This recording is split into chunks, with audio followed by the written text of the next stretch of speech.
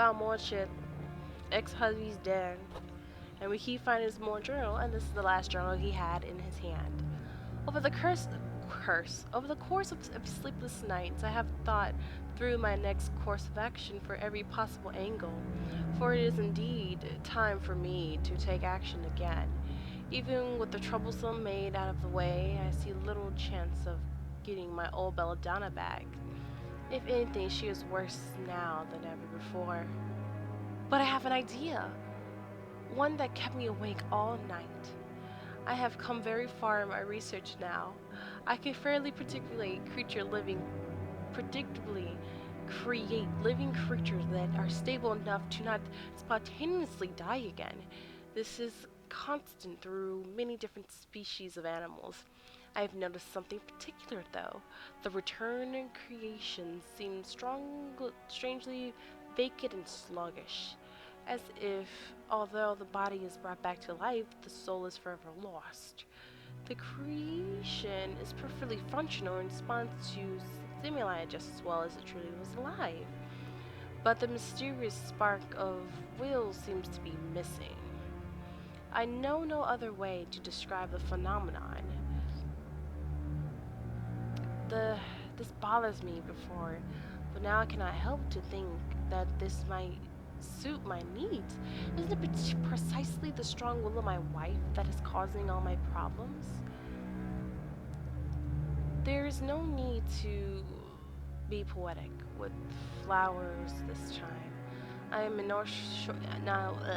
I am no short supply of lethal substance in the laboratory, and poison suits my need as well as it leaves no physical trauma on the body.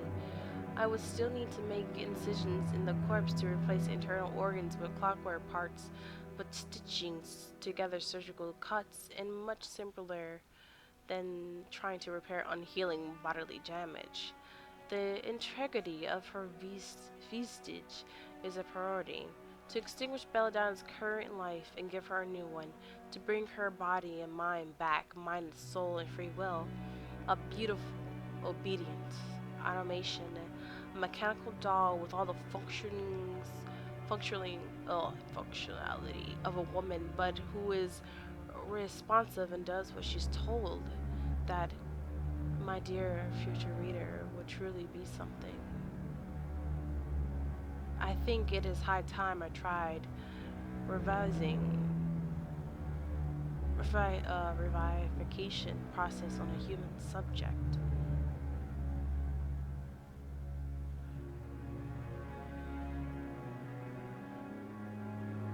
I'm not working yet.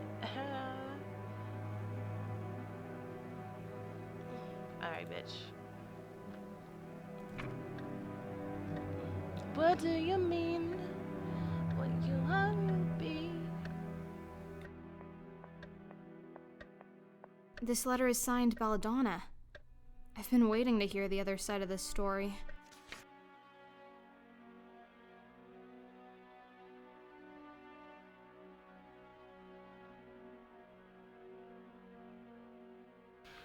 Alright, so this might be cut short because someone's trying to call me. I don't feel like it. Give me 5 minutes.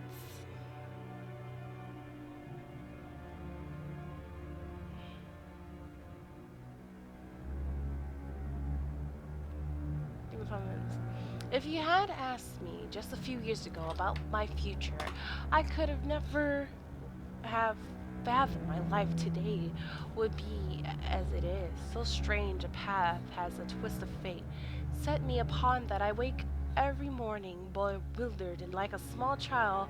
I expect anything and everything to happen during each new day. The night my planned future snapped out of joint and took a new took a whole new direction was the night when my son Lucius died. I married my husband, in the springtime. We loved each other deeply back then. How young we were. He was an educated gentleman from the University of some shit that I don't know, and I have first assumed we would get in a flat in Vienna. Instead, he convinced me we should live in with my family's old castle. and accept our roles as old fashioned nobility to the little village down the hill. We moved into the castle with a staff 30 servants, beginning the task of breathing life and joy into the majestic halls.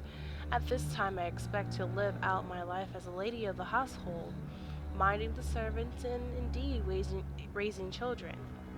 Before long our first son was born, and shortly after that he once again departed. I was devastated, of course, but Lucius had been sickly from his first day. And even though my husband has been blacked out, the possibility from his mind, I was not entirely surprised when it happened. Nonetheless, it changed us. I believe my husband blames me for what happened, that he thinks it was somehow my fault. We retreated into his laboratory in the old dungeon and started doing unholy experiments, and God knows that. Those were dark times. Instead of a household and a child to take care of, now I had no guests, practically no husband, and no child. Everything I thought would occupy my time was gone, and all I could do was grieve in solitude. The castle staff left one by one until there was only a handful still here. My existence was meaningless, and I spent my days doing nothing.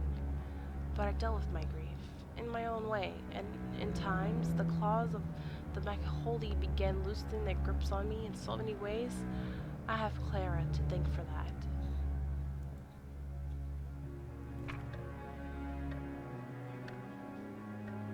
Give me money.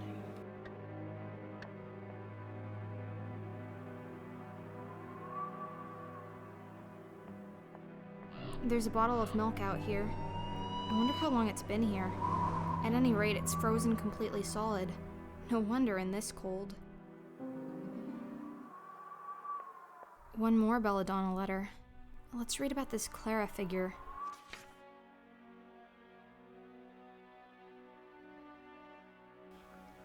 Just more shit. Fucking like, just more shit. Clara Sarver was one of the several chambermaids who we hired when moving back into the castle shortly after the marriage. In the warm light of recent events, I feel as though I could pick her out of the crowd already at this time, but I suspect that the truth is that she was just another servant, one of many, and I didn't pay her close attention I now know she deserves. The time following the death of Lucius is hazy and unclear in my memory.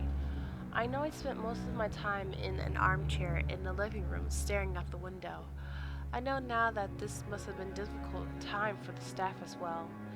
My apathy for them without purpose as more of the household was shut down. Soon the cooks and stable grooms began abandoning what they wisely identified as sinking ship. As more and more of the staff left the castle to seek employment elsewhere, there was less and less of a reason for the rest to stay, and the household was quickly decimated. But throughout all this, young Clara never left my side, and gradually shouldered more and more of the household responsibilities, making it her task to take care of me and nurse me through my melancholy. It was her loyalty and industriousness when everyone else left that finally brought me back from my condition. And indeed, her love.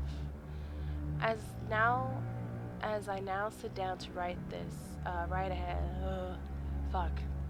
As I now sit down to write it has been long, unbroken chain of happy days.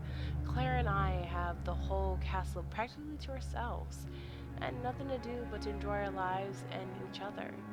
We sleep in a new room every night, cook our own food, and have picnics underneath the table or in the front of the fireplace. We have no incentive whatsoever to uphold convention and norms when this house has become like a secure pocket inside the rest of reality. In truth, this touches on what I treasure most in Clara. Neither of us reap any concrete benefits from our union, neither financial